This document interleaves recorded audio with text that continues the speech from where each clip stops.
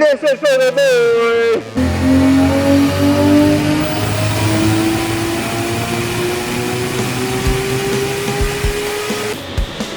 Do you think we're going to show you the dyno run at the very start of the video? Give it at least 2 minutes.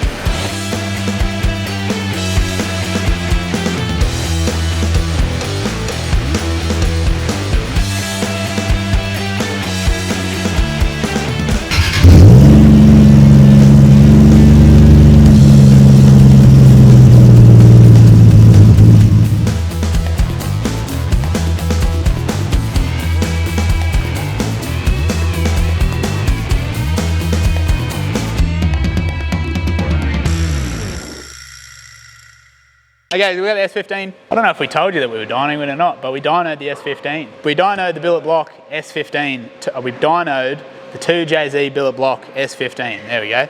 The other day, whatever day it was, not sure. Monday, Tuesday, what's today? Friday.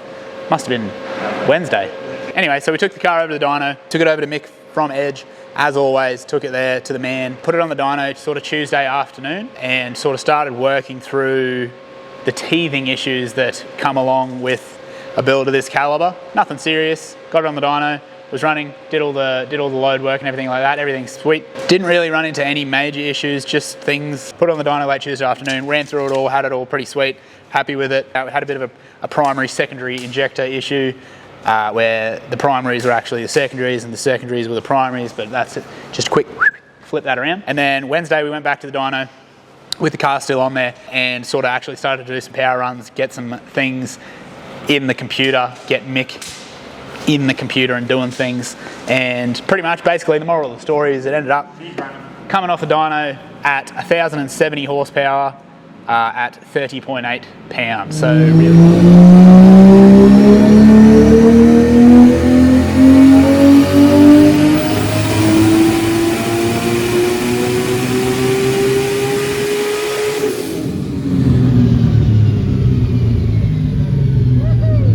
so really good, healthy numbers. So gate pressure in this car, we got 26 pound in the wastegate, 26 pound worth of spring in the wastegate. So it went 926 on 26 pound, which is wastegate pressure. And we added a bit of duty to the Mac valve just to bump it up that extra couple pound, and we ended up 1070 at 30.8 pound without even really cracking a sweat, I guess you'd say. If there was more headroom in the turbo,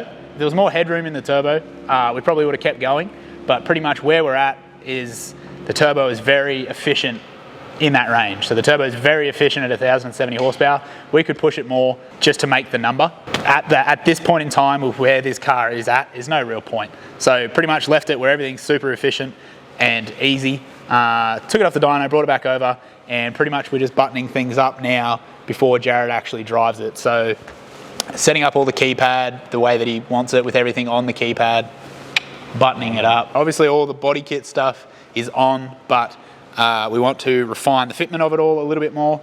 So this will go back to Tyson, get it cut and polished. It is a fiberglass kit, but it's not fiberglass kittedly adhered to the vehicle. It still wants to be a really nice street car. So we've got new LED headlights to go in the front, to fit the front bar up, all the little things that you sort of rush past to get the car running, because you're trying to get it to an event, and now you don't have to rush, so now we get to do all the little things, all the details. Good numbers, happy with the result from the 2J. Plenty of headroom in the engine. Thing would go 1,500 horsepower and keep up with G-up, no worries at all. Just that turbo is going to be the limiting factor of that, obviously, because it's a G45 1500, which is 1,500 crank horsepower. So if you think we're at pretty much 1,100 at the wheels now, we're really not far off the limit of that turbo. And when you're drifting them with the when you're bashing on things the way that this is going to get bashed on, if you can not run something at its limits, it's better. Suggest not to. So anyway, that's it. That's the update on the S15. Going to keep tinkering away, doing the things, getting the things done, getting more things done. It's all the things that you're not really going to see, you know. But they will see it. But they'll be happening. But you don't. No, it's the things you don't really notice, you know. It's the things that happen behind the scenes that nobody notices that we assigned all the things to the keypad. Nobody notices that we put a diff breather in. No one knows that we put all the little stickers on by hand. Yeah, everybody notices that it's got a billet block in it, but that's a big thing, you know. It's the 5% now. Is this the one with the billet? It's the last 5% of the build, takes 90% of the time. We got a new shed. We got a new shed.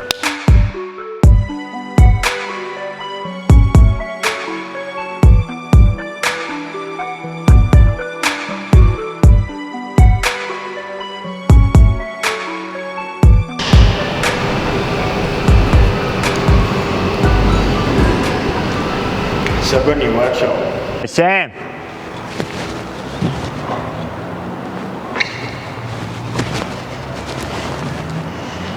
Just got a mate coming in. What do we? Got him. What doing?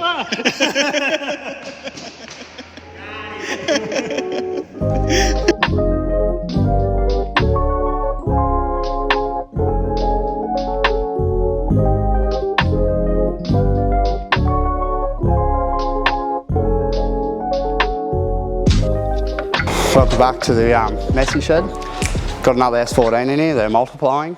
Yeah, so quick clean up on this one. Yeah, a little bit of bar work, nothing major. It's going back to the original green. Down the back we've got the old LM in a million pieces, as you can see. A heap of fiberglass work on the last couple of weeks. Lots of little things like fitting up the side skirts, getting all the gaps nice and tidy, welding up all the old holes in the door sills where people have had multiple goes at trying to fit side skirts and things. Tyso's been hacking away at the rear quarters, refitting the over fenders.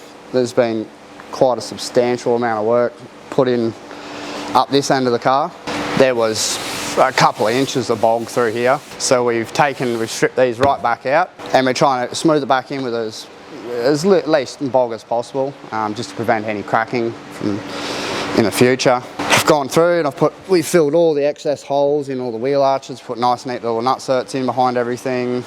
We're just sort of getting all our gaps nice and tidy at the moment. The rear bar, it had an exhaust exit here. I've chopped him out and moved it over, so we've just got one nice big neat opening. It's pretty cool. And then the front bar, this is the work of art.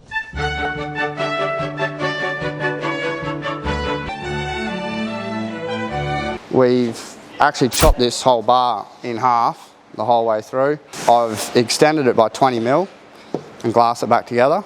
We've taken the N1 ducts out and we're trying to fit them a little bit neater than what they were in there. They didn't really mould to the shape of the bar, so we're going right over the top with this thing. It's all been happening. Front guards, we've got all the headlights are all mounted and these are a bit wild through here. A fair old gap the whole way around the headlights, so I've bogged them in nice and tidy and got them to suit the headlights as well as possible. Yeah, so we're pretty well home away. We're getting pretty close to getting everything in primer. The front bumper, as you can see, is probably the thing that's the furthest behind at this stage. The body itself will probably be in primer by sort of Monday, Tuesday. It's Friday today. It's a big job. There's lots of little things that you can see. I've had to go through and repair lots of little cracks throughout all the fiberglass, because fiberglass is prone to crack everywhere. It's not the ideal material to work with sometimes, more so old fiberglass. It gets very brittle. But yeah, we've gone through and I've basically fiberglassed everything on the inside, all the over fenders, side skirts, guards, all the mounting points. So when she goes back together, she'll be smick-dunty. Yeah, that's about it, George.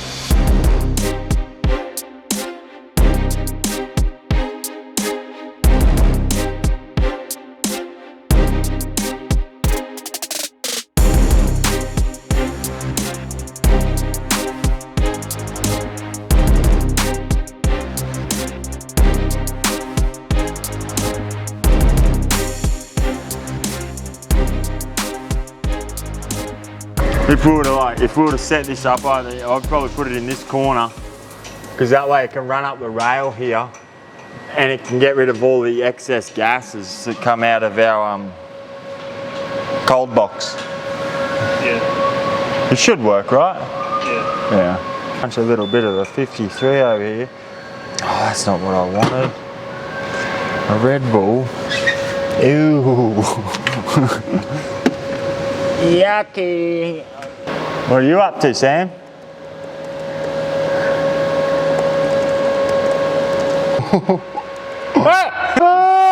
I'm just having a quick run through Smoko here, the VL, having a there's a cooler in the radiator. Talk to me. But a gearbox, I didn't realise.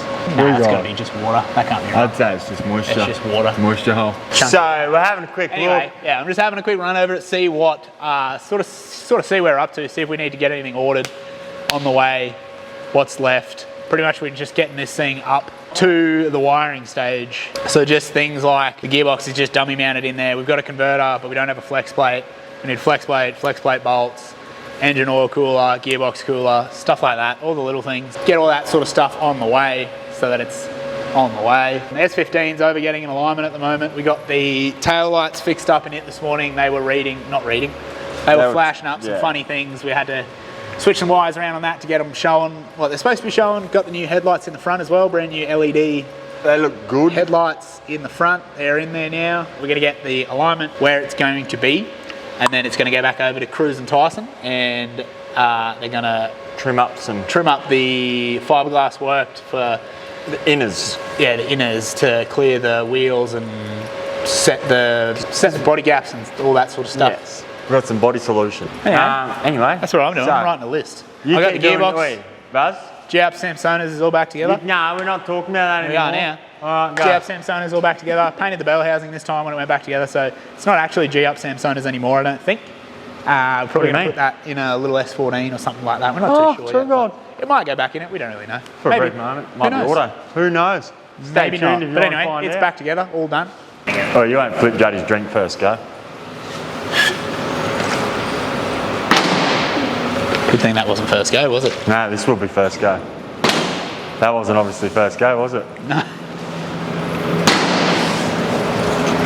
It's a bit slippery. Man. I oiled up the bench. Can I have a first go? No, I'm still having my first go.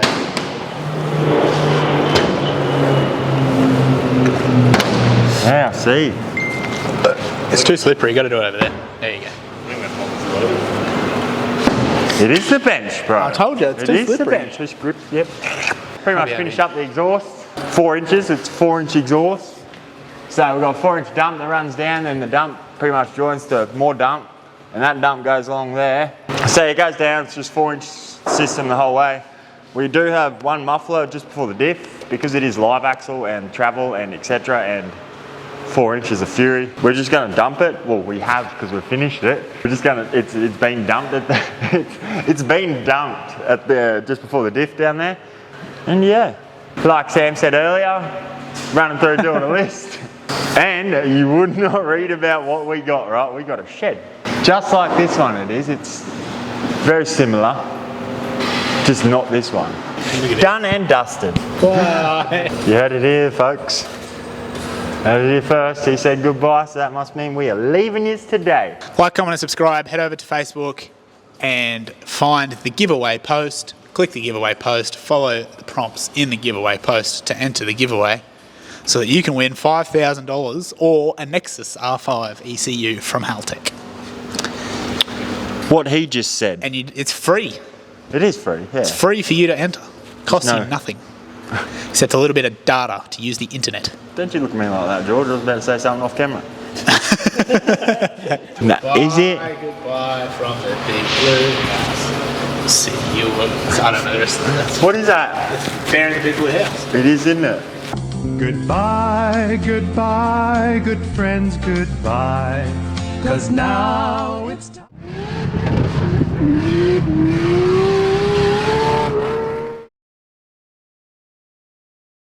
Bro, that is the rudest thing you could possibly do to someone's piece of chocolate.